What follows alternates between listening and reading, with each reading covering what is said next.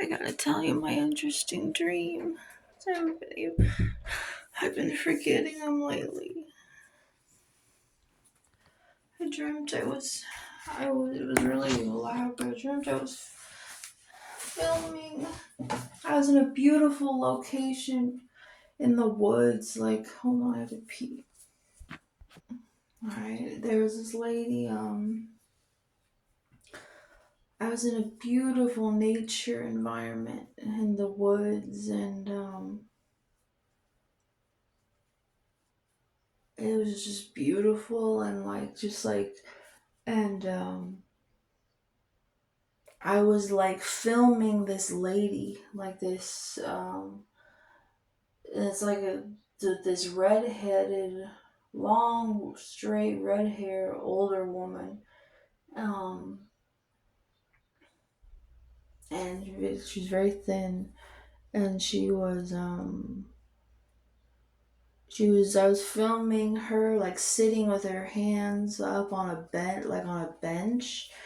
It, I don't know, it felt weird. It felt like I was watching a video about them, but I was filming it at the same time. It's like a mix of both. And then, and she's talking about how, she's talking, she likes anime, she's going to these anime conventions.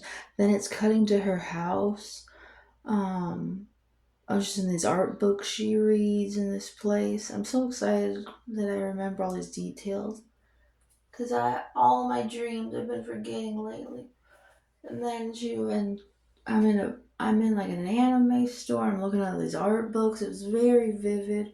And then I'm in this beautiful, like, in the middle of the woods, like, and then and she has a house in the middle of the woods, and she's sitting like on a picnic bench, and it's like I'm looking at her, like I'm filming her sitting at the picnic bench, like looking at the nature, and and there's these sweeping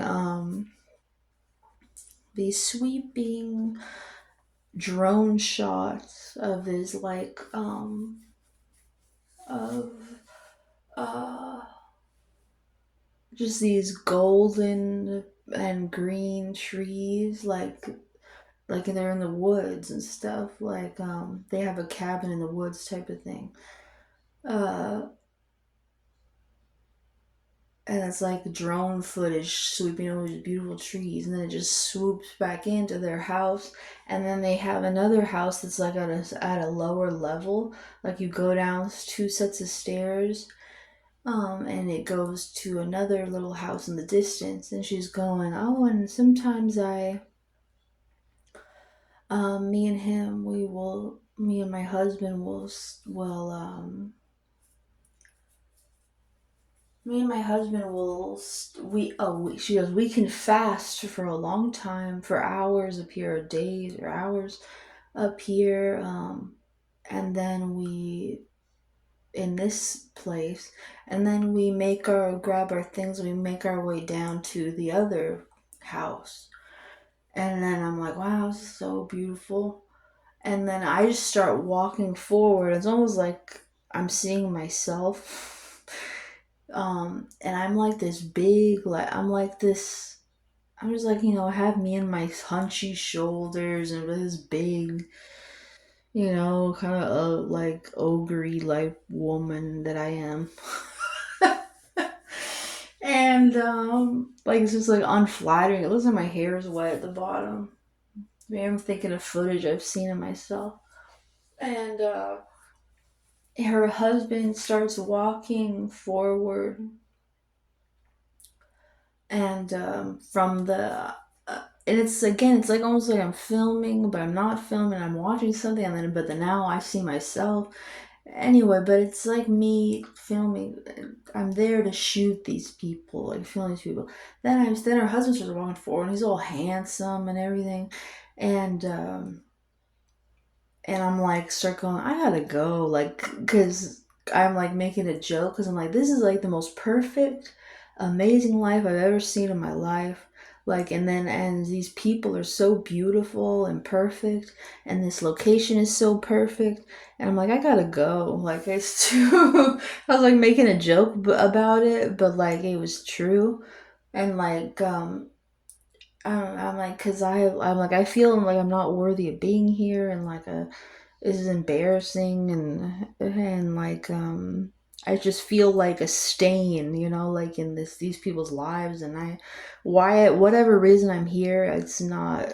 You guys made a mistake. I said, I'm like, you brought me here to film something, but you made a mistake. Like, this is, I don't have anything to offer you. And if I do, like, you could have it for free, because like, I can't, I don't think I could give you what you want, and you already have, like, there's already this amazing footage and this high def footage of their house and the way they live and them. And I'm like, I can't give you anything better than what you already have. So, you just have it for free, or like, I gotta go. Like, you made a mistake, I gotta go, I gotta get out of here. And I'm actually in a parking lot, and then because her husband's coming up, and I'm driving away. So I'm like, a drive. I'm like pulling backwards in a car. I'm like in like a little black car in the city. Suddenly it turns into the city, and then it's a parking lot, and then her hut, and I'm like pulling out, but I'm filming myself, and I'm going, I'm making jokes, like saying, I gotta get out of here. Like, they're too perfect and beautiful, and they already have everything. I'm giving them less than what they already have. And then her husband runs up to me, and he's giving me money, and he goes, and I'm like, no, you don't have to give me anything. Just like, I'll take just 10. And he's like stuffing money some in my coat or in my hood or something. And then he goes, I'm sorry. I said, just give me like $10 or something. Don't give me any money. Like, I can't give you anything better than what you already have. And then he goes, I just heard you were so great. Like I said, they said you were so amazing, and they could give me like, and I'm like, no, no, no, no. And they're like, you could like shoot all these things for me, and like and you're amazing, you're the best. And so then I'm like laughing, going, no, no, just I don't know. And I like it, like IOL. And I said, I can't, even if that was true, and even if I could, I just said, my camera is worse than yours. I said, my camera is bad. Like, I use my little Android phone. Like, I said, you already have these beautiful cameras, so everything you already have is way better than anything I could give you. I can't give you anything better because your camera's so beautiful. And I'm shooting something on a camera's bad. And then, and he's like talking to me, like, and I'm like looking at his body. Like, I'm like embarrassed to look at him, and I'm looking at his body standing there. Um, I just see his chest and his legs, and I'm just like thinking about how like horny I am. And I wish that he could touch me or something. I was like, what? Like, I just that I'm like looking at his body, like, down at his body, and I'm like trying to avert my eyes and just look ahead and look down. I'm thinking how I wish like this man coming up to me could like touch me or something, instead of what's happening. And then it's almost like he's lifting up his head, like he's doing something above my head, like he's pinning my hair or something, or I don't know, because I'm like, my head is down, just looking at his chest and his legs. And then we're suddenly in like a bus, and then like and suddenly there's these compartments up above the bus, and, and like in a little pocket, and there's a little like there's a little door in the bus, top of the bus, into the side, and I open it up, and there's these very shiny silvery guns, like pistols, and like almost like there would be fire hydrants, and they're really shiny pistols. And I'm like pulling, and I think he pulls one out, and then I was pulling one out, and then we were kind of looking at them, but then I was kind of going, we got to put these back. Like, they're almost like they were, instead of emergency fire extinguishers, they were emergency pistols or something. Then I'm like, we gotta put these back. And then some sergeant was coming, or some person in charge was coming through the door. I'm like, we have to hurry and put these back. We're gonna go to jail because you're not supposed to be touching these, and they're gonna think that we're planning an attack on somebody. And I'm trying to stick it back in the hole and shut the door, but they're like coming through the door, and so then there's this big sheet, and I just slide them under the sheet, and then somebody comes in the room, and I'm like praying, going, oh, they're gonna think that we're planning to hurt somebody. And then so I'm really scared. And then the person comes in, and we're all like stands real straight, like when you're in the army, and like the sergeant comes in, and when he checks your beds and stuff, and he's like looking, and we're like standing real straight and still, and then the person is walking around looking, and looking around, and then at everything. I'm like, oh, please don't look there, please don't look there. And it almost seems like it's Goldie Hawn. And then or the girl and that I love, the SNL actress who she spreads her legs out and says the aliens abducted her and dropped her off on a roof and stuff like that. I always forget her name for some reason. I love her, that blonde SNL girl. It's like a mix of both of them, and then she's going. So then she, like, everything that is bad is good. Like, she goes, "Is that a bag of blood?" And you think she's gonna make.